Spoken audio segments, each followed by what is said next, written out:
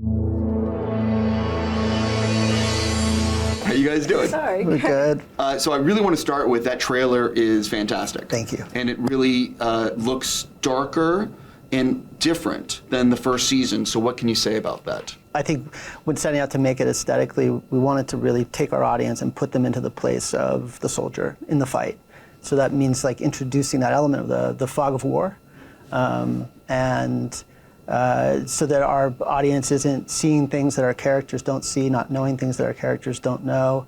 And it let us kind of create this great kind of eeriness and tension where, you know, you're never sure how big the enemy force is, like just out of our sight. And we, you know, I think we were really consistent with it. And I think it's come out really beautifully, so I'm pretty pleased. And that was part of bringing David on, right? Bringing David on for season 2 was to really get to a more grounded place with how the show looked and felt in the story, and the stakes are higher in season 2, right? And that's something you need to be able to really feel, not just be told, and that's something we knew David would be able to execute on beautifully.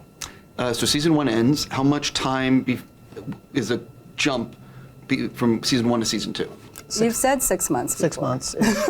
Yeah. Right.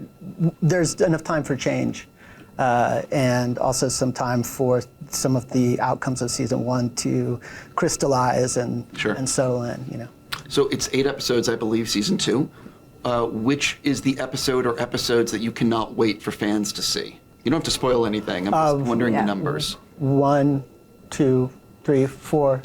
True. Yeah. 5 is probably my favorite. Yeah. Do you want to tease why, or just say 5? No. Okay, that's fine. I accept that.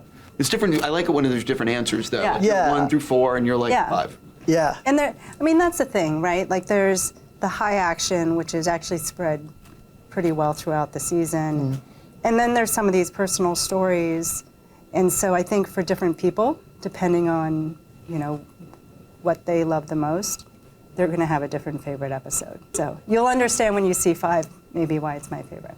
One of the things, now that you're in season 2, when you're making the first season, you really don't know, am I going to get a second season? But when you get the second season, you know, wait, the studio's serious about this. They're investing more resources. So how much, when you guys were figuring out season 2, are you looking at a bigger long-term plan in terms of, well, like setting up season 3 or season 4 if you're lucky enough to get there? I mean, I think if you're true to the story, you want to leave yourself with doors to walk through at the end.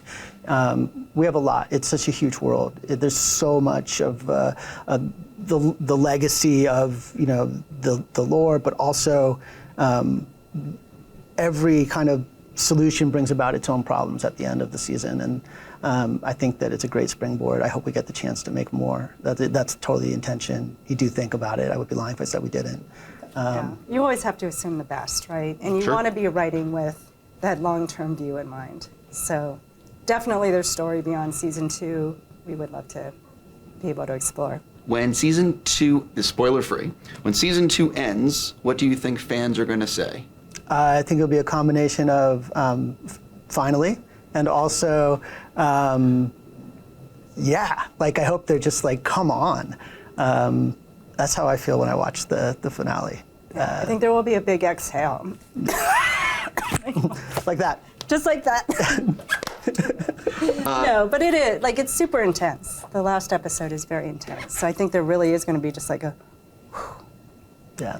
I'm curious how season 2 expands the mythology of Halo, because that's something that a lot of people, you know, they want to know.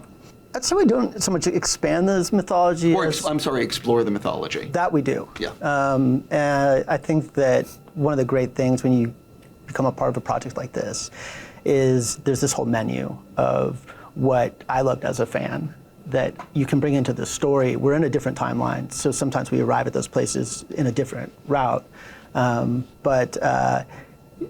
I mean, I think that you try to be as true as you can, and also allow some freedom in it, because it's a different medium, it's a different set of given circumstances that we come into the season with, but we were, as you know, and Kiki does a really good job of keeping us on point in terms of, you know, how we consider the lore.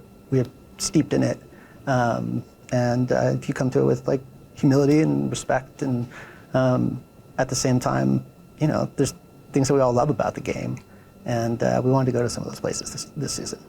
There's some big events that players will be very familiar with that we really get to explore and are really core to the character journeys, right? Mm-hmm.